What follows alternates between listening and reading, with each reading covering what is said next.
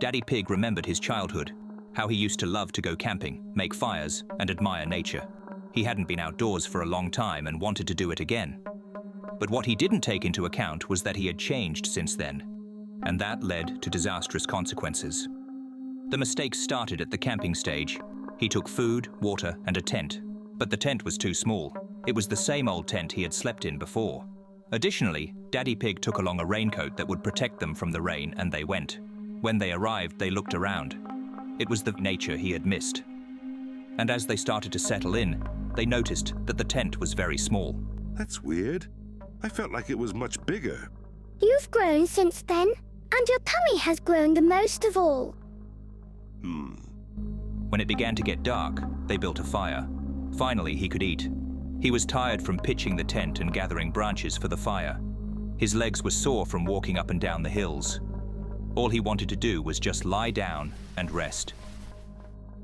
You're too big. You should have brought a bigger tent. I like sleeping in the open air even more, though. Daddy Pig lay down on the grass. He was uncomfortable. The small stones were digging into his back, and the ground was cold. However, there was a warm fire nearby and a beautiful night sky. It calmed and lulled him to sleep. But suddenly his stomach rumbled with hunger. He couldn't sleep hungry. He laid down his cloak and sat by the fire, trying to scrape the leftover food out of the cans. He used to have enough of this tin to fill himself up, but he hadn't taken into account that a lot of time had passed since then. He had taken too little food. It seemed like it couldn't get any worse.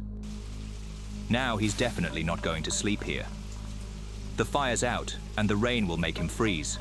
But there was still an option to wait in the car.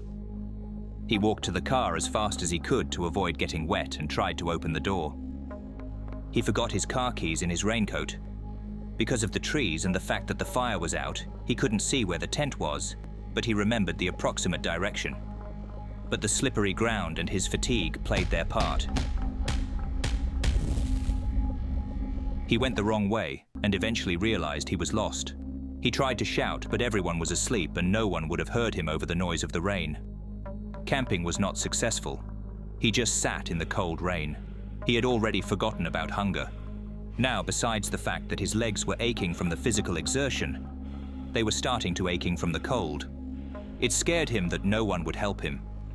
He needed to take matters into his own hands. He saw a cave. It seemed dry inside. He could spend the night there, and by morning the rain would be over and he could find help. He tried to squeeze in with all his might, but his stomach clenched like in a vice. He tried to move back, but a cold stone pressed against his back. He kept trying to shift some way, but his stomach was too big.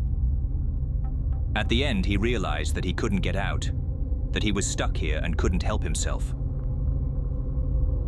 Fear and panic enveloped his body. And the next morning, his family found him, dead.